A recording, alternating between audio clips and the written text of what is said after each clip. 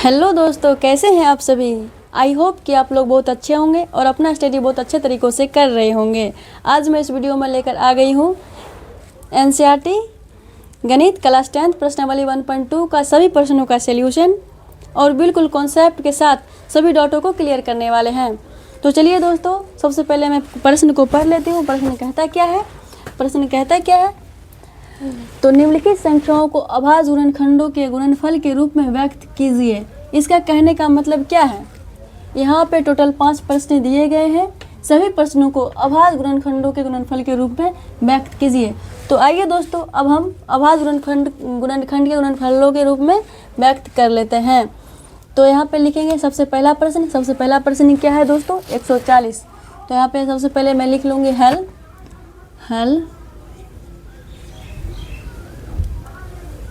प्रश्न संख्या 1, यानी पहला का 1 क्या है 140। तो लिख लूँगी 140।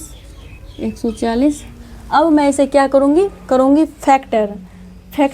तो यहाँ पे देखूँगी कितना से लगेगा।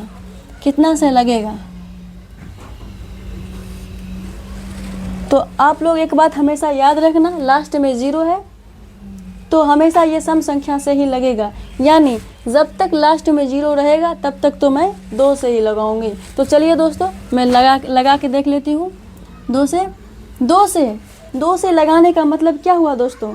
2 से लगाने का मतलब हुआ कि 2 से 140 में भाग देना है। तो आप लोगों को तो भाग देने आता ही होगा। तो चलिए दोस्तों, भाग दे के देख लेते हैं। 2 सती 14, 0 का 0, फिर क्या लगेगा 2 से लगेगा। यहाँ 2 से लगाएंगे, फिर हो जाएगा 2 तिया 6, 2 पच्ची 10, ये हो जाएगा। अब देखिए लास्ट में 5 है, ये विषम संख्या है, 2 से तो नहीं लगेगा। अब देखते हैं दूसरा अंक 3 से लगेगा, 3 से भी नहीं लगेगा। तो अब देखते हैं विषम संख्या 5 से लगा के देखते हैं, 5 से लग जाएगा। 5 से लगाएंगे तो 5 सती 35, ये हो गया। अब इसे हम कैसे लिखेंगे, इसको हम कैसे लिखेंगे। तो यहाँ पे हम इसको लिख सकते हैं 2 गुना 5 गुना 7, इसको ऐसे लिख सकते हैं। अब इसको गुना करने पे क्या आएगा 140 आएगा। यहाँ पे हम 140 लिख सकते हैं।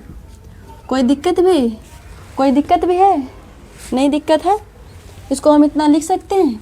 आप देखिए भाई, यहाँ पे 2 गुना 2 को आप क्या लिख सकते हैं। तो यहाँ पे आइए समझ लेते हैं। 2 गुना 2, जो 2 पे होता है ना, ये किसी भी अंक उस पर पावर हमेशा 1 छुपा हुआ रहता है, इसमें पावर हमेशा 1 छुपा हुआ रहता है। तो यहाँ पे देख सकते हैं, पद को पद से गुना करेंगे तो पद ही रहेगा, और घात को घात से गुना करेंगे तो जुट जाएगा, यानी गुना में पावर जुटता है। यहाँ पे देखिए 1, इसका पद 1, ये छिपा हुआ रहता है। यहाँ पे हम 2 है तो लिखना पड़ेगा क्योंकि जुटेगा। यहाँ पे जो था पद, ये दोनों पद हुआ तो पद ही रहेगा, पद ही रहेगा। और ये गुना है, पद गुना में पद ही रहता है, और गुना में पावर जुटता है, ये दोनों जुट जाएगा। कितना है एगो, क्या हो जाएगा 2 पावर 2। इसको ऐसे लिख सकते हैं, कोई दिक्कत आप लोग समझ लिए। तो चलिए इसको हम यहाँ पे लिख सकते हैं। यहाँ पे हम लिख लेते हैं 2 पे पावर 2 गुना में 5 गुना में 7। अगर यहाँ पे 5 2 रहता या 3 रहता तो यहाँ पे पावर जुड़ जाता, तो 3 रहता 3 हो जाता, 2 रहता 2 होता। एगो है तो यहाँ पे 1 जो है, लेकिन हम वो छुपा हुआ है, वो उसे नहीं लिखते हैं। तो हो गया यहाँ पे इतना ही, हमारा यही आंसर हो गया। यहाँ पे क्या कहता है, अभाज्य गुणनखंडों के गुणनफल के रूप में व्यक्त कीजिए। बस यही हो गया, अभाज्य गुणनखंडों गुणनफल के रूप में व्यक्त हो गया। तो हमने पहला प्रश्न को बहुत आसान तरीक़ों से सॉल्व कर लिए हैं। तो आइए दोस्तों, अब हम सॉल्व करते हैं दूसरा प्रश्न, यानी पहला का दो क्या है 156 है। तो यानी यहाँ पे सबसे पहले हम यहाँ पे लिख लेंगे हल 2 नंबर प्रश्न है तो 2, 156 है तो 156 लिख लिए। यहाँ पे क्या करेंगे फैक्टर। तो यहाँ 156 को यहाँ पे लिख लेती हूँ फिर से 156, इसका करेंगे फैक्टर। तो देखिए दोस्तों, यहाँ कितने से लगेगा, लास्ट में 6 है, यानी सम संख्या है। तो सम संख्या है तो हमेशा वह 2 से लगेगा, सम संख्या है तो हमेशा 2 से लगेगा। तो यहाँ 2 सती 14, यहाँ पे 1 बचा, इधर 2 8 16 हो गया। या फिर 2 से लगेगा, लास्ट में सम संख्या है, 2 तिया 6, इसमें 1 गया 18, 2 9 18 हो गया। अब 2 से नहीं लगेगा क्योंकि अब विषम संख्या आ गया। तो यहाँ पे हम 3 से लगा के देखते हैं, 3 3 एकम 3, 3 तिया 9, ये हो गया, ये हमारा हो गया। अब इसे कैसे लिखते हैं, 2 गुना 3 गुना 13 बराबर क्या होगा 156, मतलब गुना करके 156 आ जाएगा। तो यहाँ पे 156 लिख लेंगे। अब यहाँ पे 2 कितने बार है, 2 बार है, तो 2 पे पावर 2 हो जाएगा, गुना 3 है 1 बार तो 1 ही रहने देंगे, 3 ही, और 13 पे 13, ये हो गया आंसर, ये हो गया गुणनफल के रूप में व्यक्त हो गया। अब लेंगे यहाँ पे दोस्तों तीसरा प्रश्न। सबसे पहले यहाँ पे लिख लेंगे हल प्रश्न संख्या 3। तो 3 क्या है, 3825। तो यहाँ करेंगे तीसरा प्रश्न का सफाया, यहाँ पे कर लेते हैं इसका सफाया। ये हो जाएगा, कितने से लगेगा, यहाँ पे लास्ट अंक 5 है, मतलब कि विषम संख्या है, तो यहाँ पे 2 से तो नहीं लगेगा, 3 से लगा के देखते हैं। 3 से लगा के 3 एकम 3, 3 दूना 6, 2 3 सती 21, 3 पची 15 हो गया। अब फिर भी लास्ट में 5 है, तो यहाँ क्या लगेगा, 3 से लगेगा, नहीं तो 5 से लगेगा। 3 से लगा के देखते हैं, चौके तिया 15, हाँ 3 से लग जाएगा, 3 चौक 12, 3 दूना 6 हो जाएगा, 1 3 पची 15। अब क्या से लगेगा, 3 से लगेगा, 3 एकम 3 नहीं, 3 से नहीं लगेगा, तो यहाँ 5 से लगा के देखते हैं। 5 से लगेगा, 5 8 40, 2 पचे 25 हो गया। फिर यहाँ पे 5 से लगाएंगे तो हो जाएगा 5 एकम 5, ये हो जाएगा 5 सती 35, ये हमारा हो गया। अब इसे हम कैसे लिखते हैं, 3 गुना 5 गुना 17, समझ गए।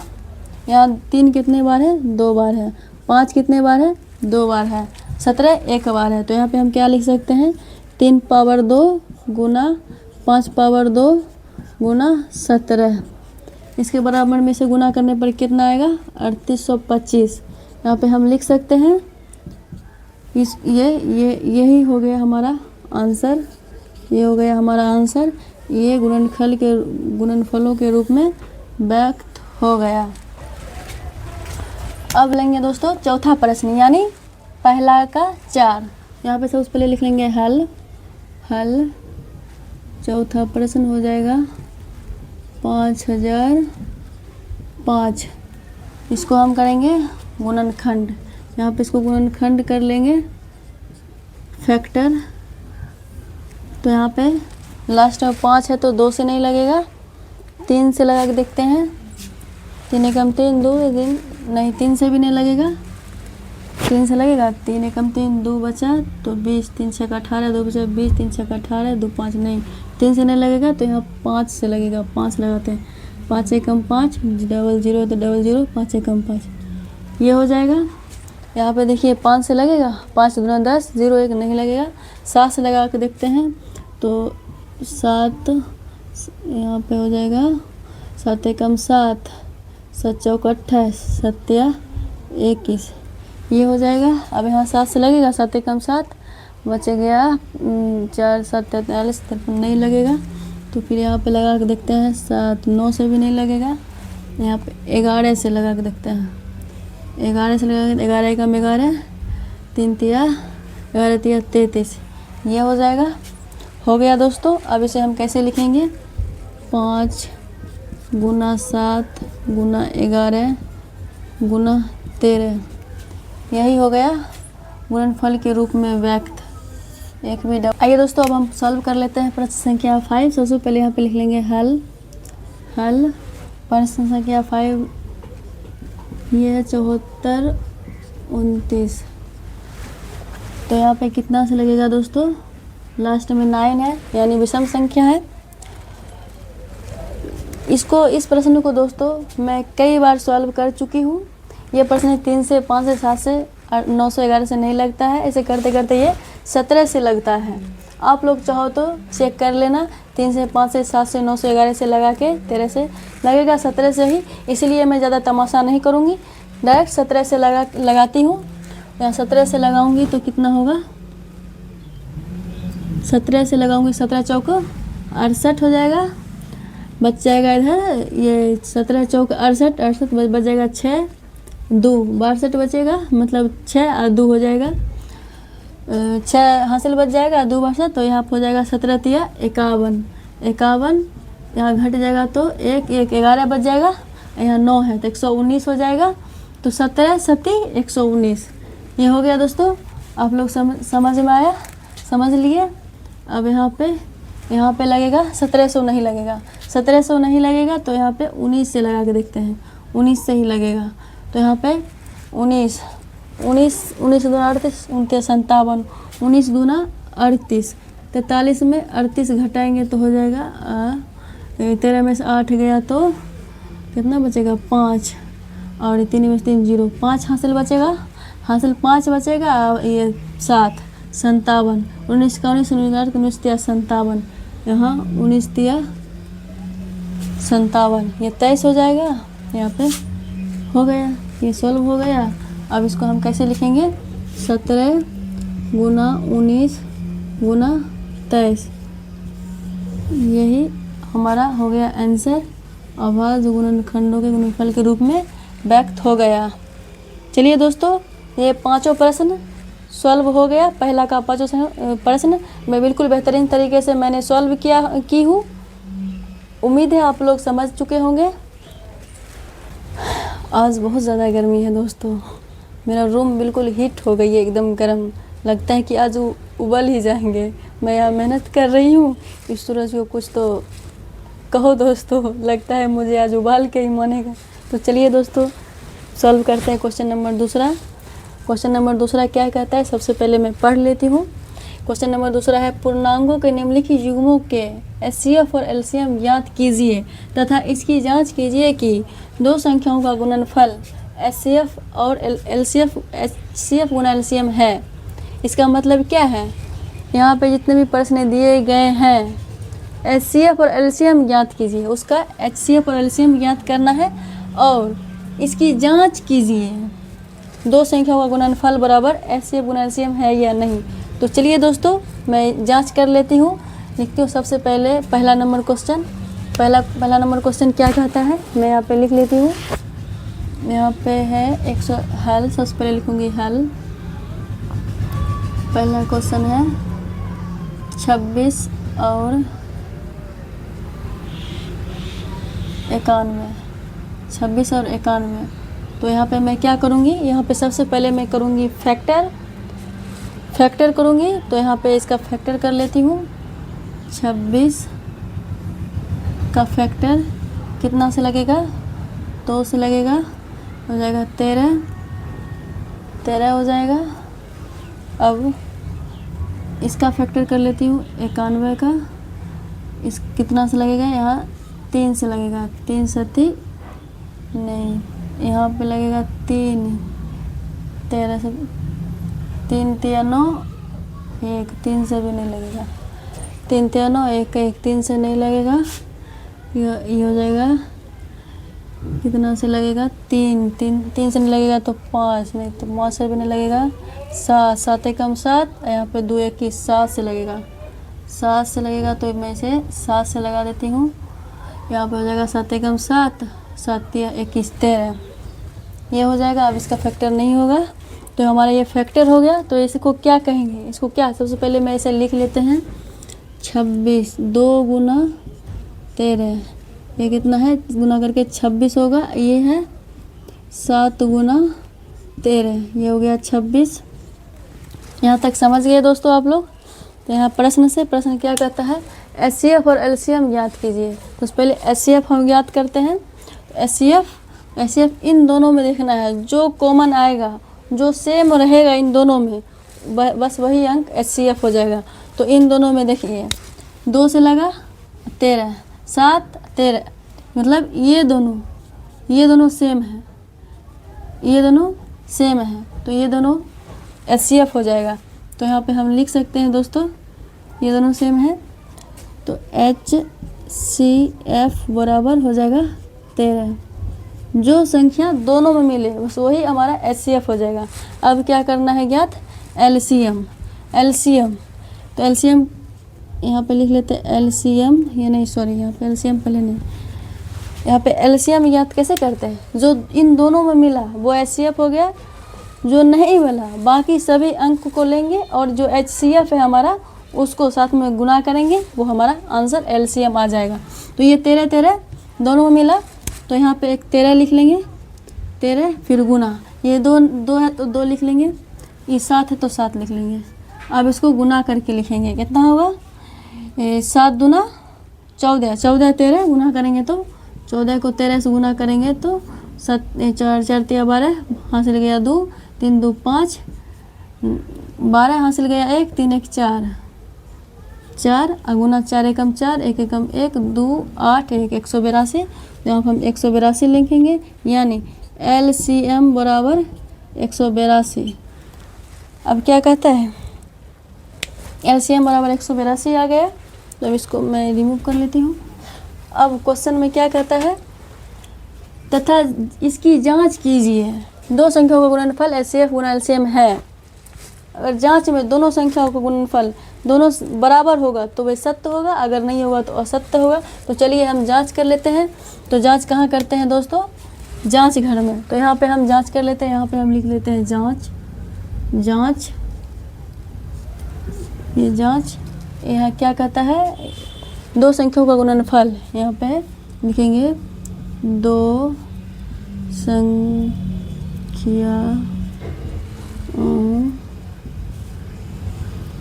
का गुणनफल बराबर क्या है, HCF गुना LCM, HCF गुना LCM। और हाँ दोस्तों, ये बात आप हमेशा याद रखना कि इसकी ज़रूरत हमेशा पड़ती है। HCF गुना दो संख्याओं का गुणनफल HCF गुना LCM, ये जब मैं ऑब्जेक्टिव क्वेश्चन बताऊंगी ना तो वहाँ पे यूज होगा। दो संख्याओं का गुणनफल HCF गुना LCM आपसे पूछ देगा दो संख्याओं का गुणनफल क्या होता है, तो आप बोलेंगे HCF गुना LCM। तो ये हमेशा आप याद रखना, ये वेरी इंपॉर्टेंट है, ये हमेशा पूछा जाता है दो संख्याओं का गुणनफल क्या होता है। और जब मैं ऑब्जेक्टिव क्वेश्चन पढ़ाऊँगी तब मैं इसका यूज करूँगी, तो आप लोग हमेशा याद रखना।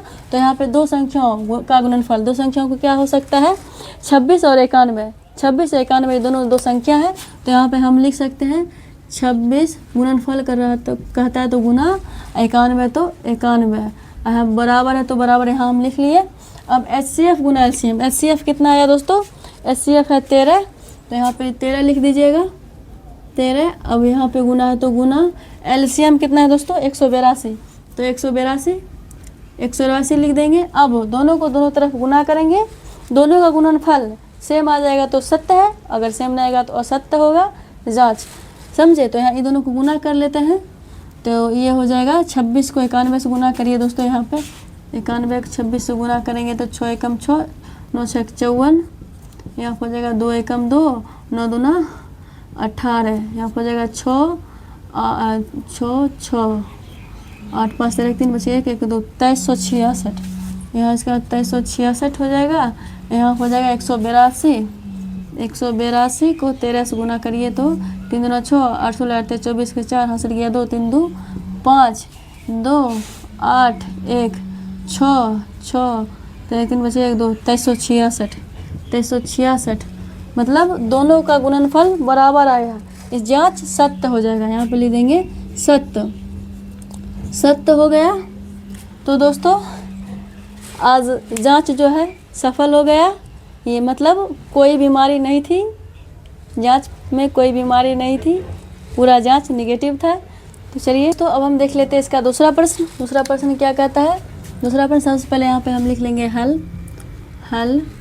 यहाँ पे है प्रश्न संख्या 2, एक यानी 2 का 2, तो यहाँ पे है 510 और है 92।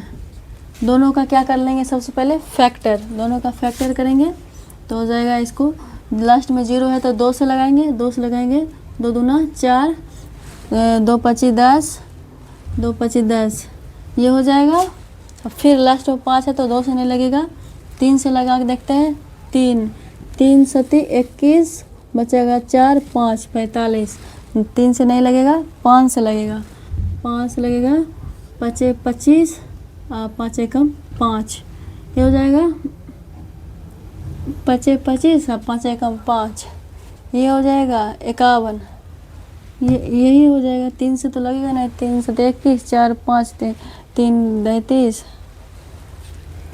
3 एकम 3 5 15, 3 से लग जाएगा, 3 से लगेगा, 3 से 21, 3 अठी 24, 3 अठी 24, बचिए 1 5 3 25 15, 3 से लगेगा तो 85 हो जाएगा। फिर यहाँ अब 5 से लगेगा, अब 5 से लगेगा तो 5 एकम 5, अब 5 सती 35, अब नहीं लगेगा दोस्तों, अब नहीं लगेगा। अब ये प्रश्न इसमें भी 2 से लगेगा, हो जाएगा कितना, 2 चौके 8, 2 छक्के 12, 2 चौके 8, 2 छक्के 12, ये हो जाएगा। फिर 2 से लगेगा, ये हो जाएगा 2 दूना 4, 2 3 से ये लगेगा, अब नहीं लगेगा दोस्तों, अब नहीं लगेगा। तो अब यहाँ पे क्या करेंगे, इसको सबसे पहले हम लिख लेंगे 510 बराबर में क्या है, 2 गुना 3 गुना 5 गुना 17, ये हम लिख लिए। अब ये 92 लिख लेंगे, और 2 गुना 23, ये लिख लेंगे। अब देखेंगे दोस्तों यहाँ पे क्या करता है HCF, सबसे पहले हम HCF याद करेंगे, देखेंगे दोनों में सेम कौन है, देखेंगे 2 2 दोनों में है तो ये हो जाएगा, 2 2 दोनों में है तो ये हो जाएगा, ये 3 2 है नहीं लगेगा, 3 कोई अब नहीं है, सिर्फ 2 ही है, 2 ही है, 3 है 5 है 17 नीचे है 2 23 नहीं लगेगा। तो यहाँ पे लिख लेंगे हम HCF बराबर 2। अब LCM जो HCF है उसको लेंगे, और बाकी जो अंक बचा हुआ उसको लेंगे। बाकी अंक कितना है, 3 5 17 गुना में 2 गुना में 23, इसको ले लिए। अब HCF 2 है, मतलब ये दोनों को छोड़ के इसका HCF ले लेंगे, और बाकी जितना अंक बचा हुआ है वो सब ले लेंगे, और सबको हम गुना कर लेंगे। कितना हो जाएगा इसका, 3 पची 15 15 हो जाएगा, इधर से करते 46, 23 दूना 46, 23 दूना 46, 46 दूना कितना हो जाएगा 92, 46 दूना 92 है, आ जाएगा के 5 तिया 15, 15 17 से गुना करेंगे, 17 तो हो जाएगा 5 7 35 5, हाथ में 3, 5 3 8 7 1 5 8 14 15 5 बचेगा 2 255, यहाँ हो जाएगा इतना 255 इतना हो जाएगा 92, गुना करेंगे तो 92 हो जाएगा, ये 92 हो जाएगा। तो 5 और 10 के 0 बच गया 1, 5 और 10 1 11 के बाद हासिल 1 9 9 4 1 5 9 5 45 के 5 हासिल गया 4 9 5 45 4 49 9 हासिल गया 4 9 18 4 22 0 6 14 4 हासिल गया 1 3 2 23,460, ये हो जाएगा 23,460 23,460 ये हो जाएगा। अब मैं इसे मिटा लेती हूँ, 23,460 इसका हो जाएगा।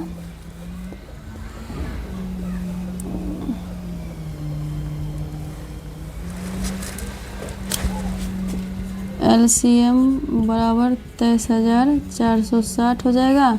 अब यहाँ पे हम क्या करेंगे, जांच कर लेंगे। यहाँ पे लिख लेते हैं जांच दो संख्याओं का गुणनफल क्या हो जाएगा 510 और 92, लिख लेंगे 510 गुना 92 बराबर हो जाएगा HCF गुना LCM। HCF हो जाएगा 2 गुना हो जाएगा 23,460, ये हो जाएगा। अब इसको हम कर लेंगे गुना, इस साइड गुना कर लेंगे, इसको इधर गुना कर लेंगे। तो 510 के 92 से गुना करेंगे, इधर कितना हो जाएगा 510 को 92 से गुना करेंगे तो हो जाएगा 0 2 5 दूना 10 0 9 9 5 45 2 2 9 6 4 हो जाएगा 46 920। ये हो जाएगा, इसको गुना करिए, इसको हो जाएगा 3 को 0 से करेंगे 0, 6 दूना 1 2 बस हासिल गया 1, 4 2 8 1 9, 3 दूना 6 2 दूना 4, 46 920 दोनों तरफ सेम आ गया। तो ये हो गया जांच। जांच हमारा हो गया सफल, मतलब सत्य हो गया, जांच सत्य हो गया। यही हमारा आंसर हो गया दोस्तों। आइए दोस्तों अब हम सॉल्व करेंगे प्रश्न संख्या 3 यानी दूसरा का तीसरा। सबसे पहले यहाँ पे लिख लेंगे हल। हल तीसरा नंबर, तो तीसरा नंबर यहाँ पे हो जाएगा 336, यहाँ पे हो जाएगा फिर 54। यहाँ पे हम लास्ट में सम संख्या है तो 2 से लगा के देखते हैं। 2 एकम 2, 2 यहाँ पे 1 गया तो 2 6 12, 8 16, फिर 2 से लगेगा, 2 8 16, 2 चौक 8, फिर बचेगा 2 चौक 8, 2 दूना 2, फिर यहाँ से 2 से लगाएंगे 2 दूना 2, 2 दूना 4, 2 एकम 2, फिर 3 से लगेगा, 3 7 21। अब नहीं लगेगा, अब इसको लगाते हैं। 2 से लगाएंगे तो 27, 3 से लगाएंगे तो 9 3 27, फिर 3 से लगेगा 3 हो गया। अब नहीं लगेगा, तो यहाँ पे सबसे पहले हम, ये हमारा गुणनखंड हो गया। तो सबसे पहले हम क्या करेंगे, HCF ज्ञात करेंगे। HCF ज्ञात करने के लिए सबसे पहले मैं इसे लिख लेते हैं। 336 बराबर 2 गुना 2 गुना 2 गुना 2 गुना 2 4 2 4 3 गुना 7, ये हम लिख लिए। अब ये 54 बराबर क्या हुआ, 2 गुना 3 गुना 3 गुना 3 3 4 हो गया। अब हम ये सबसे पहले इसमें मिलाएंगे। 2 2 मिल गया, ये 3 3 मिल गया, बाकी कुछ नहीं मिला। तो दोनों में जो मिलेगा वही हमारा HCF होगा। तो हम यहाँ पे लिख लेंगे HCF बराबर 2 गुना 3 बराबर हो जाएगा 6। HCF बराबर हो जाएगा 6। अब हो जाएगा LCM। LCM मतलब दोनों में जो मिला है उसको छोड़ के बाकी सब अंक लेंगे और HCF जो है वो उसको लेंगे। तो यहाँ ये दोनों छोड़ देंगे, यहाँ पे इसको 2 लेंगे, 2 गुना 2 गुना 2 गुना 3 मिला हुआ छोड़ देंगे, 7 हो गया। ये 2 मिला है नहीं लेंगे, ये 3 गुना 3 गुना ये मिला हुआ ये नहीं लेंगे। अब बच गया ये 6, HCF है, यहाँ पे 6 ले लेंगे, 6 ले लेंगे। तो अब इसको गुना करेंगे। 2 दूना 4 4 दूना 8, 8 7 56, यहाँ पे हो जाएगा इतना दूर 56, और ये हो जाएगा 36 18 18 36 18 18 18 36 18 54, यहाँ हो जाएगा 54। मतलब 56 से 54 में गुना करिए। यहाँ पे 56 से 54 में गुना करेंगे तो हो जाएगा 6 चौक है 24 के 4 हासिल गया 2, 5 चौक 20 2 22, और 6 25 30 के 0 हासिल गया 3, 25 25 3 28, 4 2 10 के 0 बच गया 1 3, 3024। यानी LCM बराबर हो जाएगा, LCM बराबर 3024। अब क्या करना है, जांच करना है। तो आइए दोस्तों अब हम जांच कर लेते हैं। यहाँ पे लिख लेते हैं जांच। अब यहाँ पे हो जाएगा दोनों संख्याओं का गुणनफल बराबर HCF गुना LCM।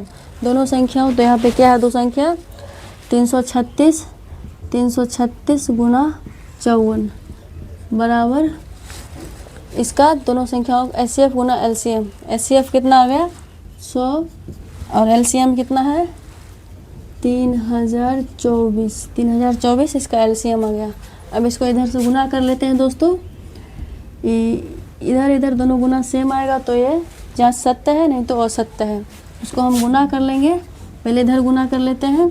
यहाँ पे 336 को जब 54 से गुना करेंगे तो हो जाएगा 6 चौक 24 हासिल गया 2, 4 3 12 2 14 4 हासिल गया 1, 4 3 12 1 13, यहाँ 5 चौक 30 0 हासिल गया 3, 5 3 15 3 18 8 हासिल गया 1, 5 3 15 1 16 बच गए 4 4 8 3 11 1 बच गया 1, 8 3 11 1 बच गया 1, 6 1 7 1 8 1 नहीं सॉरी गलती है। यहाँ पे है 336 और 54, यहाँ 6 चौक 24 का 4 हासिल गया 2, 4 3 12 2 14 4 हासिल गया 1, 4 तिया 12, 1 13 गुना 6 25 30 की 0 हासिल गया 3, 5 तिया 15, 3 18 1 8 हासिल गया 1, 5 तिया 15, 1 16, 4 4 8 3 10 1 11 1 बच गया 1, 7 1 8 1, ये हो गया। और इधर वाला हो जाएगा, इधर हो जाएगा कितना 3024, जो 6 से गुना करेंगे तो हो जाएगा ये, इसको यहाँ पे हम ये लिख लेते हैं पहले 18,144, इधर का गुणनफल आया। अब इधर वाला 6 चौक 24 के 4 हासिल गया 2, 14 9 12 2 14 4 हासिल गया 1, 1 लिख लेंगे। 6 3 18 गुना ये हो गया 18,144, दोनों तरफ समान आएगा, मतलब ये जांच जो है सत्य हो गया, ये जांच सत्य है, यहाँ पे लिख लेंगे सत्य, सत्य हो गया। आज मैं ये 2 का तीनों प्रश्न सॉल्व कर लिए बिल्कुल बेहतरीन तरीके से। तो चलिए दोस्तों अब आगे चलते हैं। तो आइए दोस्तों अब सॉल्व करते हैं प्रश्न संख्या 3। अब सॉल्व करते हैं प्रश्न संख्या 3। तो देखते हैं प्रश्न संख्या यहाँ क्या कहता है। अभाज्य गुणनखंडों विधि द्वारा निम्नलिखित पूर्णांक को ऐसे पर एलसीएम ज्ञात कीजिए। तो पहले दोस्तों ये बहुत ही आसान क्वेश्चन है, चुटकी में सॉल्व होने वाला है। तो चलिए अब हम सॉल्व करते हैं। यहाँ सबसे पहले लिख लेंगे हल। क्वेश्चन नंबर 1 है तो 1 लिख लेंगे। यहाँ हो जाएगा 12 15 और है और 21, इसको सॉल्व करना है। सबसे पहले इसमें इसको फैक्टर कर लेना है, ठीक है। इसको फैक्टर कर लेंगे। 12 2 से लगेगा 6, 2 से लगेगा 3 हो गया। अब 15 इसका फैक्टर हो जाएगा 3 25 15। अब हो जाएगा 21, इसका फैक्टर होगा 3 7 21, ठीक है। अब इसको विधि द्वारा निम्नलिखित पूर्णांक एचसीएफ और एलसीएम ज्ञात कीजिए। तो एचसीएफ ज्ञात करेंगे सबसे पहले, यहाँ पर लिख लेंगे 12 बराबर हो जाएगा 2 गुना 3 लिख लेंगे। फिर ये हो जाएगा 15 बराबर है 3 गुना 5, ठीक है। और ये 21 बराबर हो गया 3 गुना 7, इतना आप लोग लिख लेंगे, समझ गए। उसके बाद इस तीनों में देखेंगे, जो तीनों में होगा वही हमारा एचसीएफ होगा, ठीक है। तो ये तीनों में 2 नहीं है, 2 नहीं है, 2 नहीं है, नहीं है, 5 नहीं है, 7 नहीं है एक 3, ये 3 है, ये दोनों में 3 है, मतलब तीनों में एक 3 है जो हमारा ये हो जाएगा एचसीएफ होगा।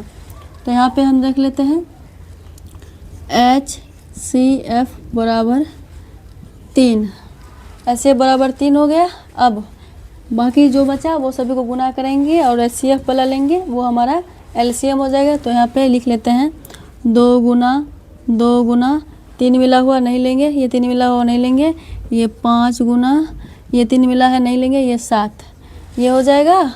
और ये एचसीएफ वाला एक 3 है, इसको ले लेंगे। अब इसको गुना कर लेंगे, 2 दूना 4, 4 5 20, 20 7 140, 140 दिया 140 दिया, इधर कर लो 140 दिया 0, 4 दिया 12 1 2 बच गया 1, 3 1 4, 420 क्या हो जाएगा 420। ये एलसीएम बराबर 420। तो माम 420 है, तो माम 420 नहीं है, तुम लोग माम से डबल हो 840। तो चलो आगे चलते हैं। यहाँ पे क्या एचसीएफ और एलसीएम ज्ञात कीजिए, बस इतना ही, सिर्फ एचसीएफ और एलसीएम ज्ञात करने का रहा। तो ये हमारा आंसर हो गया।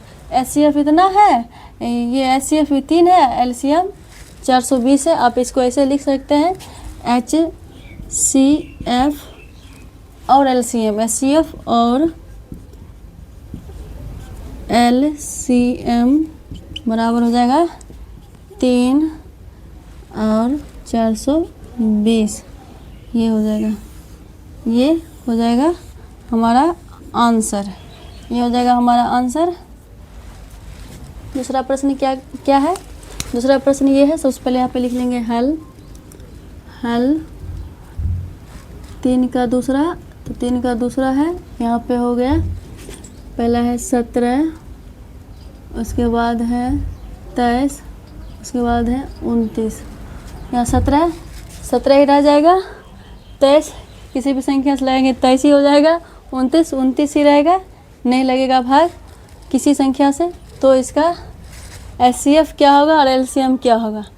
तो यहाँ पे देख सकते हैं, यहाँ कुछ से नहीं लगेगा 17, तो 1 से लगेगा, 1 से लगेगा 17, यहाँ पे 1 मिनट, 17 एकम 17, 23 से लगेगा, 23 एकम 23, 29 से लगेगा, 29 एकम 29, ये हो गया।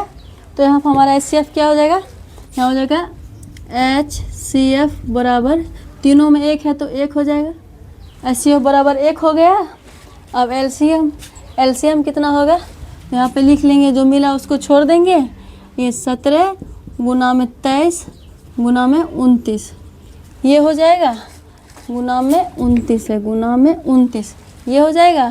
तो गुना करके देखो कितना होगा, ये दोनों को गुना करेंगे 23 और 17, 27 और 17 को गुना करेंगे तो हो जाएगा 27 21, 2 7 14, 2 7 2 14, 2 16 गुना 3 2 1 9 3, ये दोनों हो जाएगा 391। इसमें फिर 29 से गुना कर लेंगे, 9 एकम 9, 9 9 81 के हासिल के 8, 9 8 9 27, 27 8 3 ये 30, 30 5 35, ये हो जाएगा। 2 एकम 2, 9 2 18 8 हासिल गया 1, 3 6 1 7, 9 3 8 5 13 3 बच गया 1, 10 1 11 11 339, ये हो जाएगा, यही हो जाएगा 11 339 हो जाएगा। इसको हम रिमूव कर देते हैं, यहाँ पे लिख लेंगे 11 339, ये हो जाएगा। यहाँ पे लिख लेंगे LCM बराबर 11 339। अब यहाँ पे लिख लेंगे आंसर, HCF और LCM, यहाँ पे क्या कहता है, पूर्णांक HCF और LCM ज्ञात करिए। आप लिखिए HCF और LCM बराबर हो जाएगा 1 11 339, ठीक है, 1 और 11 39, यही हमारा आंसर हो जाएगा। यहाँ पे आंसर लिख लेना, यही हमारा आंसर हो जाएगा। अब चलेंगे दोस्तों तीसरा प्रश्न। तीसरा प्रश्न क्या है, यहाँ पे सबसे पहले लिख लेंगे हल। तीसरा प्रश्न ये है 8 9 और है 25। तो यहाँ पे लगाएंगे, यहाँ पे लगाएंगे 2 से तो 4, 2 से तो 2 हो गया। यहाँ पे 3 से लगाएंगे तो 3, यहाँ 5 से लगाएंगे तो 5, ठीक है, आप लोग समझ गए। अब ऐसे लिखेंगे 8 बराबर 2 गुना 2 गुना 2, 9 बराबर 3 गुना 3, यहाँ पे लिख लेंगे 25 बराबर हो जाएगा 5 गुना 5। अब देखेंगे तीनों में कौन मिल रहा है, 2 2 2 नहीं है, 2 2 नहीं है, 2 नहीं है, 3 नहीं, 3 नहीं है, मतलब कोई भी नहीं मिलेगा। तो यहाँ पे आप इसको 2 से लगाएंगे तो 1 होगा, 3 से लगाएंगे तो 1 होगा, क्योंकि 1 इसलिए नहीं लिखते हैं कि गुना करके 1 ही आ जाता है, तो 1 को लेके नहीं चलता है। जब कोई अंक ना मिले तो फिर जैसे मान लो 5 मिल जाता तो 5 एक लिखता, 1 तो सभी में आ जाएगा, तो 1 लिखा 5 एकम 5, तो आंसर वही रह जाएगा, इसीलिए 1 को नहीं लिखते हैं। अब जब कोई भी नहीं मिलेगा तो 1 होगा, तो 1 लिखना पड़ेगा। तो यहाँ पे तीनों में क्या होगा, 1 1 1, तीनों में 1 मिला, इसलिए इसका HCF बराबर क्या हो जाएगा 1। अब बाकी LCM क्या हो जाएगा, 2 गुना 2 गुना 2 गुना 3 गुना 3 गुना 5 गुना 5, और ये 1 है तो 1 लिखेंगे, तो इसका गुना करके तो 1 ही होगा। ठीक है, आप गुना कर लेते हैं। 2 दूना 4, 4 दूना 8, 8 तिया 24, 24 तिया यहाँ तक 24 हुआ। ठीक है, यहाँ पर लेंगे 5 तिया 15, 15 25, 15 25 ना, ये 75, 5 तिया 15 75, एक में तो 75 ही होगा, इधर 75 और 24 गुना कर लेंगे 75 और 24 को, तो हो जाएगा 5 चौक 20, 0 बच गया 2, 7 चौक 28, 2 30, 5 2 10, 0 बच गया 1, 7 दूना 14, 1 15, क्या होगा 0 0 8 1, 1800। दोनों का यहाँ पे लिख लेंगे LCM बराबर 1800, 1800 होगा। यहाँ पे हम ऐसे लिख सकते हैं, यहाँ पे इसको हम मिटा देते हैं पहले।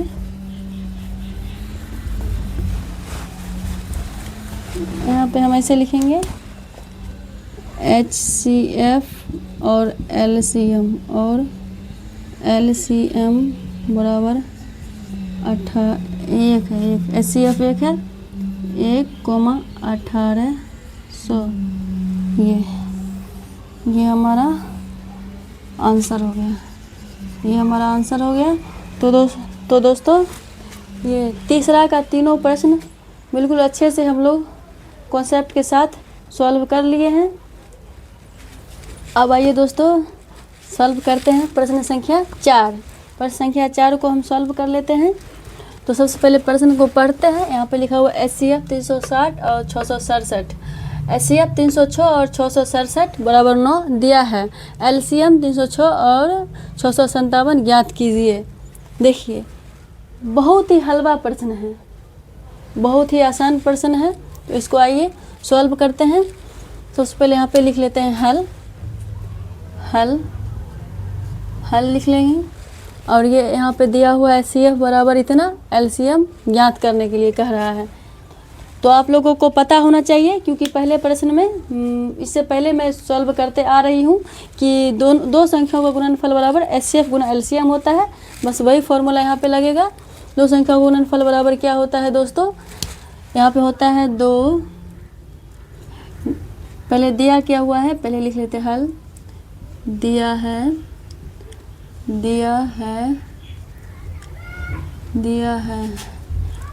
HCF बराबर 306, 657 बराबर 9, और है LCM बराबर 306, 657 बराबर वाट, मतलब LCM ज्ञात करने के लिए कह रहा है।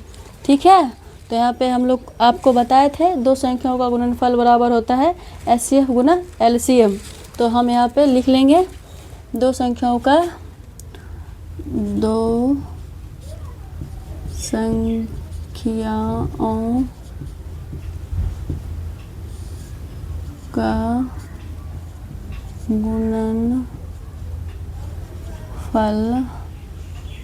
गुणनफल बराबर HCF गुना LCM। ठीक है, ये आप लोग को याद होगा, याद कर लीजिएगा दोस्तों। और बहुत बार ये काम आएगा, ये हमेशा यूज आता है शॉर्ट क्वेश्चन में। तो ये जो ऑब्जेक्टिव क्वेश्चन में तो हमेशा इस एग्जाम हॉल में प्रश्न आते रहता है यहाँ पे। तो यहाँ पे क्या दिया हुआ, दो संख्याओं का गुणनफल कौन कौन सा है, ये हो 306 और 657 दोनों जगह है। यहाँ पे लिख लीजिएगा 306 गुना 657, ये लिख लिए। अब यहाँ पे लिख लीजिएगा बराबर, ये हम यहाँ लिख लेते हैं, वहाँ से मिला के लिख लेना। ठीक है, HCF गुना LCM। HCF कितना है 9, हमें ज्ञात क्या करना है LCM, तो यहाँ पे लिख लेंगे LCM। ठीक है, अब इसको इधर भाग में है तो इधर आएगा, तो इधर गुना में है इधर आएगा तो भाग हो जाएगा। यहाँ पे हो जाएगा 306 गुना 657, यहाँ पे ये आएगा बटा में आ जाएगा, हो जाएगा LCM। ठीक है, अब इसको भाग लगा के देखो, 9 का 9 18, 9 तिया 27, 3 बार में 27 और 3 और 6, 9 चौक 36, 9 चौक 36, ये कट गया 9 से। अब यहाँ पे हो जाएगा 34 गुना 657 बराबर LCM। ये गुना आप लोग घर से कर लीजिएगा कि कर दें, नहीं करेंगे क्योंकि आप लोग बहुत फांकी मारते हैं। इसे गुना करके कल आप कमेंट बॉक्स में कमेंट कर दीजिएगा, ठीक है। मैं आप लोगों को कमेंट ज़रूर पढ़ूंगी। आप लोग को ये गुना करके कमेंट बॉक्स में बताना है कितना आएगा, क्योंकि आप लोग के पास बुक भी है, आंसर में देख लीजिएगा, ठीक है। ये हमारा सॉल्व हो गया। आइए दोस्तों, अब हम सॉल्व करते हैं प्रश्न संख्या 5। प्रश्न संख्या 5 क्या है तो मैं पढ़ लेती हूँ। यहाँ पे क्या लिखा है, जांच कीजिए कि क्या किसी प्राकृत संख्या n के लिए किसी संख्या 6n अंक 0 पर समाप्त हो सकती है। तो देखिए दोस्तों, ये प्रश्न बहुत ज़्यादा सिंपल है, बहुत ज़्यादा आसान है, लेकिन इस प्रश्न में वर्ड प्रॉब्लम थी, यानी शब्दों में लिखा जाता है इस प्रश्न को।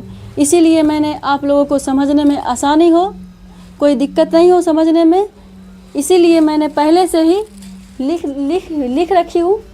आइए दोस्तों, मैं आप लोगों को समझाती हूँ। तो यहाँ पे क्या कहता है, 6n अंक 0 पर समाप्त हो सकती है, इसलिए मैंने यहाँ पे लिखा हल। यदि कोई संख्या 0 पर समाप्त होना चाहती है तो उसका अभाज्य गुणनखंड में कम से कम एक बार 2 गुना 5 आना चाहिए, ठीक है। उसका अभाज्य गुणनखंड में 2 गुना 5 एक बार जरूर आएगा, तभी वो अंक 0 पर समाप्त हो सकती है। तो फिर यहाँ पे 6 पावर n है, तो यह 6 ले लिया मैंने, 6 ले ली मैं, और उसके बाद यहाँ पे 6 का फैक्टर कर दी, मतलब गुणनखंड कर दी। तो 6 का गुणनखंड हो गया 2 गुना 3, ये हो गया। तो फिर यहाँ पे मैं लिखी यही 6 का गुणनखंड करने पर यह 2 गुना 5 के रूप का नहीं है, यानी आप चाहो तो यहाँ पे 2 पावर n गुना 5 पावर m के रूप का नहीं है, ये भी आप लिख सकते हैं। तो चलिए मैं लिखी 2 गुना 5 के रूप का नहीं है यहाँ पे, अर्थात यह कभी भी 0 पर समाप्त नहीं हो सकती किसी भी प्राकृत संख्या n के लिए, ठीक है। आप लोग समझ गए, ये क्वेश्चन सॉल्व है। आइए दोस्तों, अब हम सॉल्व करेंगे प्रश्न संख्या 6। तो आइए सबसे पहले प्रश्न संख्या 6 को पढ़ लेते हैं। तो देखिए दोस्तों, ये जो प्रश्न है ना, काफ़ी ज़्यादा आसान है, चुटकी में बनाने वाले सवाल है। तो आइए सबसे पहले मैं समझ लेते हैं। व्याख्या कीजिए कि इतना और इतना भाज्य संख्या क्यों है। इसका कहने का मतलब क्या है दोस्तों, इसका कहने का मतलब ये दोनों भाज्य है, भाज्य संख्या क्यों है। तो ठीक है, ये साबित करना मैं बताती हूँ, ठीक है। सबसे पहले इसे जानना होगा, भाज्य संख्या कहते किसे हैं, भाज्य संख्या किसे कहते हैं। तो दोस्तों आप सोच लो या आप देख लो, भाज्य संख्या कहो या संयुक्त संख्या कहो या यौगिक संख्या कहो, तीनों एक ही बात है, तीनों एक ही बात है। तो मैं समझ लेती हूँ भाज्य संख्या कहते किसे है। तो भाज्य संख्या कोई भी छोटी से छोटी संख्या ले लो और उसे अभाज्य गुणनखंड करके देख लो, कम से कम उसमें 3 अंक या 3 संख्या आएंगे तो उसे भाज्य संख्या कहेंगे, ठीक है। जैसे हम मान लेते हैं यहाँ पे 4 ले लिए छोटी संख्या, तो इसे गुणनखंड करेंगे अभाज्य गुणनखंड। तो ये 2 से भी होगा, 4 से भी होगा, 1 से भी होगा गुणनखंड, होगा कि नहीं होगा दोस्तों, होगा, बिल्कुल होगा। तो इसी संख्या को भाज्य संख्या कहेंगे। आप लोगों को समझ में आ गया दोस्तों, भाज्य संख्या कह लीजिए या संयुक्त संख्या कह लीजिए या यौगिक संख्या कह लीजिए, तीनों एक ही बात है। और हाँ, मिनिमम 3 अंक आए और मैक्सिमम जितना भी अंक आ जाए कोई फर्क नहीं पड़ता है, ठीक है, उसी को भाज्य संख्या कहते हैं। आप लोग समझ गए, बिल्कुल समझ लिए होंगे। चलते हैं आगे। तो यहाँ पे देखिए दोस्तों, इस प्रश्न को सॉल्व करना है तो यहाँ पे लिखना है सबसे पहले हल लिख लिए। अब यहाँ पे क्या दिया हुआ है, 7 गुना 11 गुना 13 प्लस 13। तो आप यहाँ गौर से देखिए, इसमें कुछ कॉमन भी आ रहा है, कॉमन आ भी रहा है। यहाँ देख लीजिए 13, इधर भी 13 कॉमन आ रहा है, तो 13 को इधर कर लेते हैं और 7 गुना 11 13 कॉमन आ गया, सो नहीं आएगा, यहाँ 13 कॉमन, या तो 1 हो जाएगा, ठीक है। आप लोग समझ में आ गया। तो अब देखिए यहाँ पे इसको गुना कर लेंगे, 11 7 77 प्लस 1, ठीक है। और ये 13 को 13 लिख लेंगे। अब देखिए इसको इधर जोड़ लेंगे तो 78 हो जाएगा। होगा कि नहीं होगा दोस्तों, ठीक है। अब ये कोष्ठक यानी ब्रैकेट को हटाएंगे तो गुना होगा, आप सभी को पता होगा। और ये 78 ये दोनों गुना में है। तो आप कहेंगे मैम ये तो नहीं आया, ये तो 3 अंक नहीं आया, कम से कम मिनिमम 3 अंक नहीं आया, 3 संख्या नहीं आया, ये तो भाज्य संख्या नहीं है। यहाँ तो कहता है इन्होंने कि भाज्य संख्या है, क्यों है ये साबित करना है। तो देख लीजिए ये 2 ही अंक आया, आप ऐसा नहीं कह सकते कि भाज्य संख्या नहीं है। यहाँ पे आप 1 से गुना कर सकते हैं दोस्तों, मैथ है। मैथ में जो है ना 2 से गुना करते हैं, 2 से भाग कर देते हैं, कोई दिक्कत नहीं होता है। मतलब उसमें जो है छेड़खानी नहीं होना चाहिए, वो गुना भाग कुछ भी कर लो उतना ही रहेगा। जैसे यहाँ पे देख लो, हम इसको यहाँ 1 से गुना कर देंगे, इसका आंसर में कुछ चेंजिंग आएगा? नहीं आएगा। कैसे नहीं आएगा? 13 को 78 से गुना करेंगे उतना ही रहेगा, उतना को 1 से गुना करेंगे कोई फर्क नहीं पड़ेगा। तो यहाँ हम 1 लिख सकते हैं। आप लोग को समझ में आया? समझ गए होंगे। और यानी आप चाहेंगे कि हम 1 से गुना क्यों करेंगे? नहीं करेंगे मैम। तो यहाँ पे देख लीजिए ये 13, ये 78 ये 78 जो संख्या है, इसको जो आप अभाज्य संख्या करेंगे, अभाज्य गुणनखंड करेंगे, इससे बहुत सारी संख्याएं, बहुत सारे अंक निकलेंगे। समझ में आया? तो यहाँ से होगा भाज्य संख्या। इसको ये तो गुना में, इसको तो आप गुणनखंड कर सकते हैं। तो आपको समझ में आया? ये भाज्य संख्या है, कम से कम 3 अंक। आप चाहो तो ऐसे कर लो, 1 गुना करके कर लो, या आप चाहो तो इसे गुणनखंड कर लो। समझ में आया? ये भाज्य संख्या है, ठीक है। आप इसको कैसे लिखेंगे? यहाँ पे लिखेंगे, ये सॉल्व हो गया है। आप इसको ऐसे लिखिएगा, इतना भाज्य संख्या, इतना को अभाज्य गुणनखंड करने पर कम से कम 3 अंक आए हैं। अतः इससे साबित होता है कि ये भाज्य संख्या है, ठीक है। यहाँ पे मैं लिख देती हूँ 7 गुना 11 गुना 13 प्लस 13 को अभाज्य गुणनखंड करने पर कम से कम 3 अंक आया। अतः ये भाज्य संख्या है, ठीक है। कोई दिक्कत भी? आप लोग ऐसे लिख लेंगे। आप चलते हैं इधर तो इधर लिखेंगे ये 7 गुना 6 गुना 5 गुना 4 गुना 3 गुना 2 गुना 1 प्लस 5। आप इसे गौर से देखिए, इससे कुछ कॉमन निकलेगा। तो आप यहाँ गौर से देखिए, 5 इधर भी 5 ही कॉमन आ जाएगा। तो इसको हम बाहर कर लेते हैं कॉमन। 7 गुना 6 गुना 5 कॉमन है तो नहीं होगा, 4 गुना 3 गुना 2 गुना 1 प्लस में ये 5 कॉमन आया तो यहाँ पे हो जाएगा 5 एकम 5 1। समझ में आया आप लोगों को? अब यहाँ पे क्या करेंगे, इस सभी को गुना कर देंगे। 7 6 का 42 और 4 3 12 12 दूना 24 24 एकम 24। समझ में आया? यहाँ 42 और 24 को गुना करिए, ठीक है। 4 दूना 8 4 चौक 16 2 दूना 4 4 दूना 8 8 10 0 बचे 1 9 1 10 इतना आया। तो आप यहाँ पे लिख सकते हैं 1008 प्लस में 1, ये हो गया ये 5, ठीक है। कोई दिक्कत? अब इसको जोड़ लेंगे, यह हो जाएगा 1009 एक कोष्टक हटेगा तो गुना ये 5, ठीक है। अब कहेंगे यहाँ भी 2 ही अंक आया मैम, तो यहाँ भी 2 ही अंक है। आप चाहो तो इसे अभाज्य गुणनखंड करके 3 अंक ला सकते हो, मतलब बहुत सारे अंक आ सकते हैं, आप ला सकते हो। या आप 1 से गुना कर लोगे, इसमें कोई फ़र्क नहीं पड़ेगा, कोई चेंजिंग नहीं होगी इसको गुना करने पर। तो आप ऐसे भी 1 से गुना कर लोगे तो ये कम से कम 3 अंक आ गया, 3 अंक आ गया। तो इसे हम भाज्य संख्या, इससे हमें भाज्य संख्या साबित होता है। आप लोगों को समझ में आया? यहाँ भी आप इसी तरह लिख सकते हैं। इतना इतना को भाज्य गुणनखंड और अभाज्य गुणनखंड करने पर कम से कम 3 अंक आते हैं, अतः ये भाज्य संख्या है, आप लिख सकते हैं। तो चलिए दोस्तों, ये प्रश्न सॉल्व हो गया। अब हम सॉल्व करेंगे प्रश्न संख्या 7।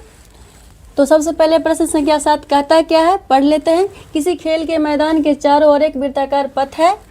इसी मैदान का एक चक्कर लगाने में सोनिया को 18 मिनट लगते हैं, जबकि इसी मैदान का एक चक्कर लगाने में रवि को 12 मिनट लगते हैं। मान लीजिए वे दोनों एक ही स्थान और एक ही समय पर चलना प्रारंभ करके एक ही दिशा में चलते हैं।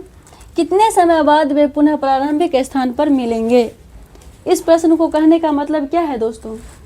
तो आइए समझते हैं। कहता है किसी खेल के मैदान, मान लीजिए ये हमारा खेल का मैदान है, ये हमारा खेल का मैदान है, के चारों ओर एक वृत्ताकार पथ है। इस खेल के मैदान के चारों ओर एक वृत्ताकार पथ है, ठीक है, एक वृत्ताकार पथ है,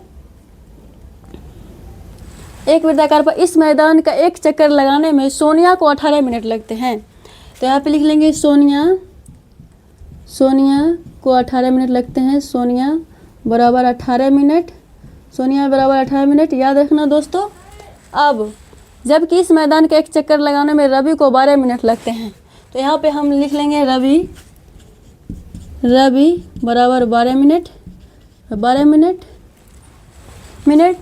लगते हैं। मान लीजिए वे दोनों एक ही स्थान और एक ही समय पर चलना प्रारंभ करके एक ही दिशा में चलते हैं। कितने समय बाद वे पुनः प्रारंभिक स्थान पर मिलेंगे? तो दोस्तों, इस तरह के प्रश्न आए, इस तरह के प्रश्न पूछे जाए तो आप समझ लेना मुझे एलसीएम याद करना है। तो आइए सबसे पहले एलसीएम याद कर लेते हैं 18 और 12 का, ठीक है। यहाँ पे लिखते हैं 18 12, तो यहाँ पे हो जाएगा 18 का करेंगे फैक्टर। तो आइए देखते हैं। 2 से लगाएंगे 9 बार में, 3 से लगाएंगे 3 बार में, 3 एकम 3, यहाँ पे हो जाएगा 12 को लगाएंगे 2 से 6 बार में, 2 से लगाएंगे 3 बार में, 3 एकम 3, ठीक है। यहाँ तक आप लोग समझ गए, ये फैक्टर हो गया। अब क्या करेंगे दोस्तों? तो अब सबसे पहले एचसीएफ याद करेंगे, ठीक है। तो एचसीएफ याद करेंगे, यहाँ पे लिखेंगे ये एचसीएफ याद करते हैं। दोनों में जो समान मिलते हैं उस वैसे अंक को बाहर करते हैं। यहाँ पे देखिए 2 दोनों में 2 है तो 2 हो जाएगा। यहाँ पे दोनों में 3 है तो 3 हो जाएगा। अब देखिए यहाँ 2 2 3 है, यहाँ 2 3 3 है। अब नहीं कोनो मिलेगा और 1 है तो 1 रख लेंगे, एक दोनों में 1 है तो 1 रख लेंगे। तो यहाँ पे क्या हो जाएगा? 2 3 6 6 एकम 6, यहाँ पर हो जाएगा HCF बराबर 6, ठीक है।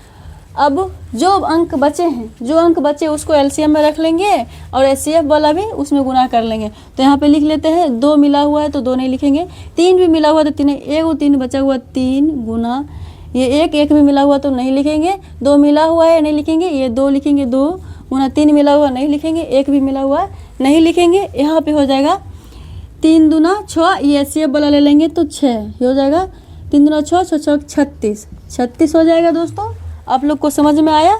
यहाँ पे क्या कहते हैं, कितने समय बाद वे पुनः प्रारंभिक स्थान पर मिलेंगे? तो यहाँ पे हो जाएगा 36 मिनट के बाद वे पुनः प्रारंभिक स्थान पर मिलेंगे, ठीक है। आप लोग को समझ में आ गया? कोई दिक्कत भी है? कोई दिक्कत नहीं है। आई होप कि आप लोगों को समझ में आ गया होगा। आज प्रश्नावली 1.2 समाप्त करते हैं। आज के लिए इतना ही। तो आप लोगों को समझने में कोई प्रॉब्लम हुआ होगा, कोई डाउट हुआ होगा तो आप कमेंट बॉक्स में ज़रूर कमेंट करना। आपका कमेंट मैं ज़रूर पढ़ूंगी और आपका कमेंट के अनुसार मैं अगला वीडियो ज़रूर बनाऊंगी। और आपको पसंद आया होगा वीडियो तो लाइक सब्सक्राइब ज़रूर करिएगा। आज के लिए इतना ही, चलते हूँ, बाय बाय, धन्यवाद।